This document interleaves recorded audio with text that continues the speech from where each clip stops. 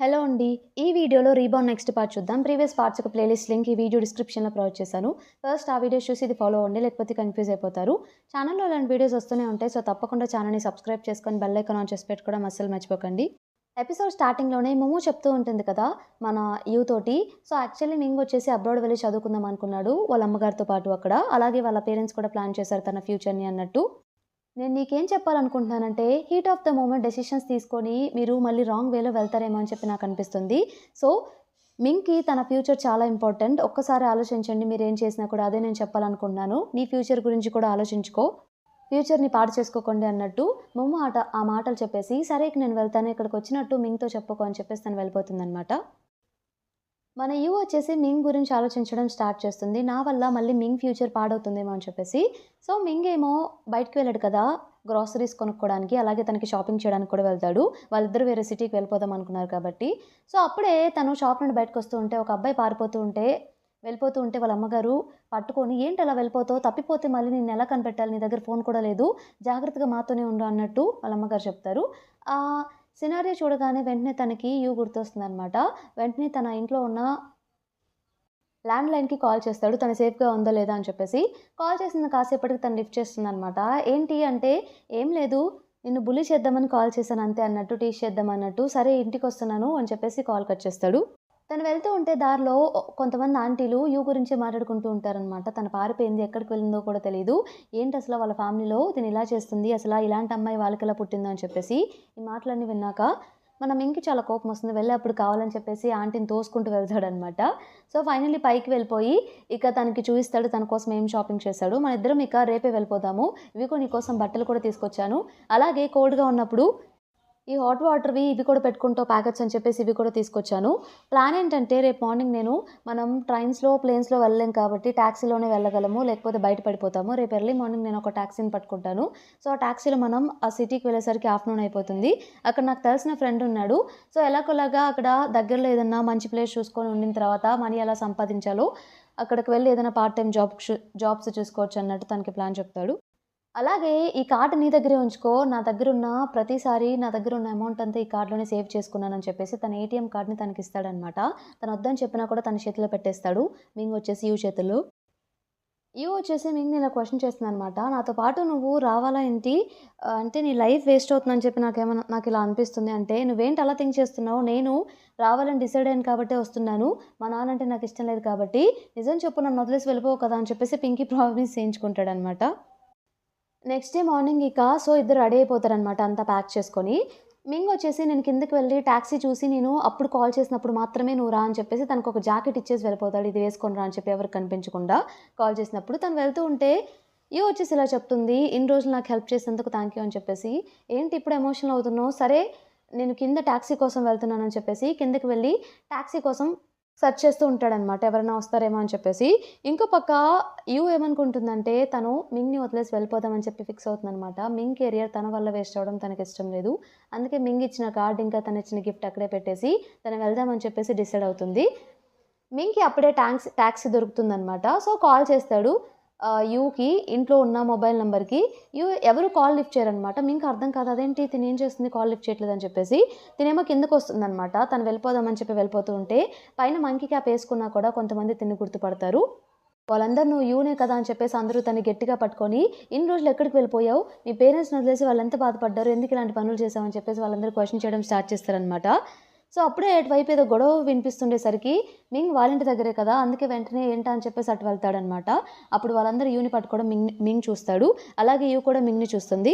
వాళ్ళ family members కూడా అప్పుడే కిందకొచ్చేసి వాళ్ళ అమ్మగారు, "ఇన్ని రోజులు అసలు ఎక్కడికి వెళ్ళిపోయావు?" అని చెప్పేసి తన్ని కొట్టడం స్టార్ట్ చేస్తుంది. సో, వెంటనే వాళ్ళ నాన్నగారు వాళ్ళ అమ్మగారిని ఆపేసి ఇంకా వాళ్ళ తమ్ముడు ఇంకా అందరూ కలిసి తన్ని పైకి తీసుకెళ్తారనమాట. పైకి వెళ్లి మాట్లాడుకుందాం అన్నట్టుగా. అప్పుడు న్యూస్ రిపోర్టర్ టీవీలో ఏం చెప్తుందంటే, ఎవరో ఒక మంచి వ్యక్తి ఈమె గురించి ఇన్ఫర్మేషన్ ఇచ్చాడు కాబట్టి త్వరగా పట్టుకోగలిగారు అన్నట్టు చెప్తారు. మింగ్‌కి డౌట్ వస్తుంది ఎవరిచ్చుంటారని చెప్పేసి. మింగ్‌కి వాళ్ళ నాన్నగారి మీద డౌట్ వస్తుందనమాట ఫస్ట్.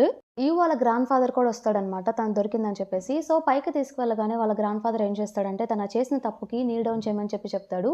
నేనెందుకు చేయాలని చెప్పేసి ఎదురు చెప్తుంది. వాళ్ళ నాన్నగారు వెంటనే నీల్ డౌన్ చేయని చెప్పేసి తనకు కింద కూర్చోబెడతారు. వాళ్ళ గ్రాండ్ ఫాదర్ కోప్పడుతుండేసరికి. ఇప్పటికైనా నువ్వు చేసిన తప్పు ఒప్పుకో. ఇంత తప్పు చేసి కూడా ఏం తెలియని దానిలాగా అలా సైలెంట్‌గా నీకెలా ఉండాలనిపిస్తుంది అని చెప్పేసి క్వెషన్ చేస్తే, సారీ ఎక్స్‌పెక్ట్ చేస్తున్నా కూడా తను అసలేం మాట్లాడకుండా నేను చెప్పనని చెప్పేసి ఫేస్ మీద చెప్పేస్తుంది.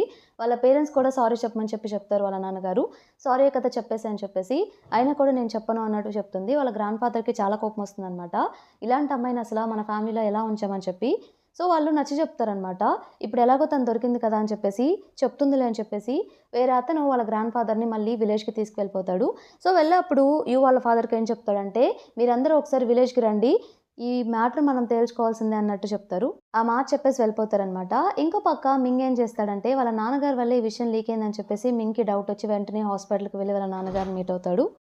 హాస్పిటల్‌కి వెళ్లి వాళ్ళ నాన్నని క్వెషన్ చేస్తాడనమాట. ఇదంతా చేసింది మీరే కదా! ఎందుకసల నా లైఫ్‌లో ఎందుకు ఇంటర్ఫియర్ అవుతున్నారని చెప్పేసి. మీకు ఎన్ని సార్లు చెప్పినా బుద్ధి రాదా? నేనిప్పుడు మేజర్‌ని. ఎందుకు నా డెసిషన్స్, నా ఓన్ డెసిషన్స్ నేను తీసుకోకూడదా ఏంటని చెప్పేసి. వాళ్ళ నాన్నగారు నీకిప్పుడు అర్థం కాదు. నేనెందుకు అలా చేశానో చిన్నగా నీకే అర్థమవుతుంది అన్నట్టు చెప్తారు. అయినా కూడా మింగ్ అదంతా అర్థం చేసుకోకుండా వాళ్ళ నాన్నగారిని బాగా తిట్టేస్తాడనమాట. ఇంకొకసారి నా లైఫ్‌లో ఇంటర్ఫియర్ అయితే మంచిగా ఉండదని చెప్పేసి. వాళ్ళ నాన్నగారు నువ్వెన్ని చెప్పినా కూడా సో చిన్నగా నువ్వేం తప్పు చేశావో నీకే అర్థమవుతుందిలే. నువ్వు మెచ్యూరిటీ నీకొచ్చిన తర్వాత అని చెప్పేసి ఆ మాట చెప్పేసి వెళ్ళిపోతాడనమాట. ఇంకో పక్క మన వచ్చేసి టెర్రస్ మీద మింగ్ వాళ్ళ ఫ్లాట్ వైపే చూస్తూ ఉంటుందనమాట. కిందొచ్చేసి వాళ్ళ పేరెంట్స్ ఇద్దరు గొడవ పడుతూ ఉంటారు. ఏంటంటే తను అపాలజైజ్ చేయలేదు కాబట్టి వాళ్ళ గ్రాండ్ ఫాదర్‌కి. సో, వాళ్ళ నాన్నగారేమో ఏంటి తినసల సారీ కూడా చెప్పట్లేదు. వాళ్ళకి వాళ్ళు అడిగిన క్వెషన్స్‌కి నేనేం ఆన్సర్ చెప్పాలి. మళ్ళీ తిను మన ఫ్యామిలీలో మంచిగా ఉండాలంటే సారీ చెప్తే ఏమవుతుందని చెప్పేసి వీళ్ళ పేరెంట్స్ ఇద్దరు గొడవ పడుతూ ఉంటారు. గొడవ పడుతున్నారని చెప్పేసి వాళ్ళ తమ్ముడు వాళ్ళ నాన్నగారి గొడవ ఎలా అయినా ఆపాలని చెప్పేసి వాళ్ళ నాన్నగారికి నాకు ఆకలేస్తుంది ఏదో ఒకటి కుక్ చేయండి అని చెప్పేసి టాపిక్ డైవర్ట్ చేస్తాడు. అలాగే ఇంతలో తను టెర్రస్ మీద నుండి కిందకొస్తుందనమాట. కిందకి రాగానే తన రూమ్‌లోకి వెళ్ళగానే వాళ్ళ అమ్మగారు తనతో మాట్లాడాలని చెప్పేసి తను కూడా వెళ్తుందక్కడికి. వాళ్ళ అమ్మగారు ఇలా క్వెషన్ చేస్తారు. "ఇన్ని డేస్ అసలు ఎక్కడున్నావు నువ్వు?" అని చెప్పేసి. "ఇక్కడే ఉన్నాను మా ఫ్రెండ్ వాళ్ళ ఫ్లాట్‌లోనే" అని చెప్పేసంటే, "ఏంటి ఆ మింగ్ ఫ్లాట్‌లోనేనా? నిజం చెప్పు. ఆ జాకెట్ ఇచ్చింది కూడా నీకు అతనే కదా!" అంటే అవునని చెప్తుందనమాట. "అసలు మీ ఇద్దరి మధ్య ఏం నడుస్తుంది?" అని చెప్పేసి గట్టిగా క్వెషన్ చేస్తుంది.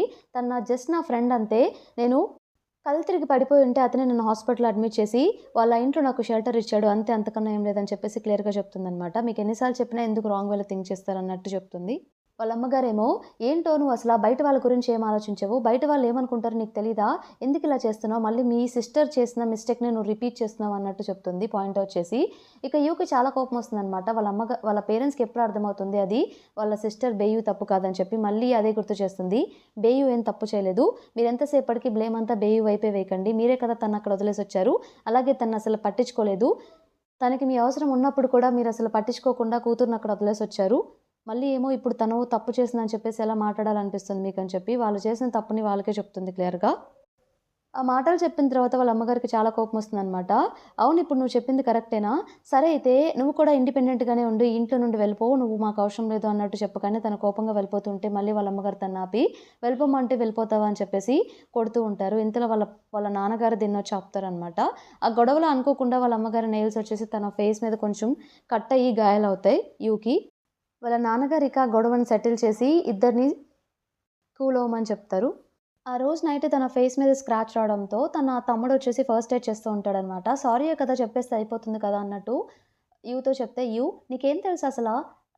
నా సైడ్ తప్పు లేకుండా నేనెందుకు చెప్పాలి సారీ? అంత అవసరం ఏముంది? నీకు కూడా తెలుసు తప్పెవరిదో. వాళ్ళందరూ బేయి విషయంలో నిజంగానే రాంగ్ చేశారు కాబట్టి నేనిలా చేయాల్సొచ్చింది. నేనేం కావాలని చేయలేదు కదా! నువ్వు కూడా ఇది అర్థం చేసుకోవాలి. ఒక అబ్బాయివే కదా! అని చెప్పేసి తన బ్రదర్‌తో చెప్తుంది.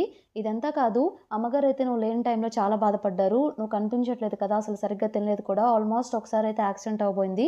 జస్ట్ మిస్ అయిందని చెప్పేసి అప్పుడు జరిగిన సిట్యుయేషన్స్ అన్నీ యూకి క్లియర్‌గా ఎక్స్‌ప్లెయిన్ చేస్తాడు. నెక్స్ట్ డే వాళ్ళ అమ్మగారు ఏం చేస్తారంటే మింగ్‌ని మీట్ అవుతారనమాట. మింగ్ అప్పటికి కిందకొస్తూ ఉంటే వెంటనే మింగ్‌ని మీట్ అయ్యి తన జాకెట్ తనకిచ్చేసి ఇంకోసారి మా అమ్మాయి వెంట పడొద్దు ప్లీజ్ అని చెప్పేసి, పడితే మాత్రం ఏం చేస్తానో నాకే తెలీదు కాంటాక్ట్ అయితే అన్నట్టు వార్నింగ్ ఇచ్చేసి వెళ్ళిపోతారు. అక్కడ వార్నింగ్ ఇచ్చేసి ఇంటికి వెళ్ళిపోయి, అప్పుడు వచ్చేసి హాల్‌లో కూర్చొని చదువుకుంటూ ఉంటుందనమాట. వాళ్ళ అమ్మగారు ఇలా చెప్తారు, "నేను అతన్ని మీట్ అయ్యాను. అతని జాకెట్ అతనికిచ్చేసాను. వార్నింగ్ ఇచ్చొచ్చాను. అలాగే ఇప్పుడు నువ్విక ట్రాన్స్‌పోర్టేషన్ కార్డ్ నాకిచ్చేసేయి. నేనే నిన్ను స్కూల్ దగ్గర డ్రాప్ చేసి పిక్ చేసుకుంటాను. నీ కాన్సంట్రేషన్ ఇప్పుడంతా స్టడీస్ మీదే ఉండాలి. ఒకవేళ అతను గనక నిన్ను కాంటాక్ట్ చేయడానికి ట్రై చేస్తే నాకు చెప్పు. నేను చూసుకుంటాను. నువ్వేం భయపడొద్దు. వన్స్ నువ్వు యూనివర్సిటీ జాయిన్ అయిన తర్వాత నీ లైఫ్ ఇక నీ ఇష్టం. నువ్వేం చేసుకుంటావో నేను పట్టించుకోను. నీకే వదిలేస్తున్నాను. బట్ ఈ టైంలో మాత్రం నువ్వు కష్టపడి చదవాల్సిందే" అన్నట్టు వాళ్ళ అమ్మగారు చెప్తారు. తనేం చేస్తుందంటే ఒక బర్డ్ ఉంటుంది కదా! సో, తనతో పాటు మింగ్ వాళ్ళ ఇంటి నుండి ఆ బర్డ్‌ని కూడా తెచ్చుకుంటుందనమాట. వాళ్ళ అమ్మగారు అలా మాట్లాడుతుంటే సడెన్‌గా నేను వెళ్లి బర్డ్‌కి ఫీడింగ్ చేయాలని చెప్పేసి వెళ్లక్కడ నించొనుంటుంది. నెక్స్ట్ డే నుండి స్కూలుకి వెళ్ళడం కూడా స్టార్ట్ చేస్తుందనమాట.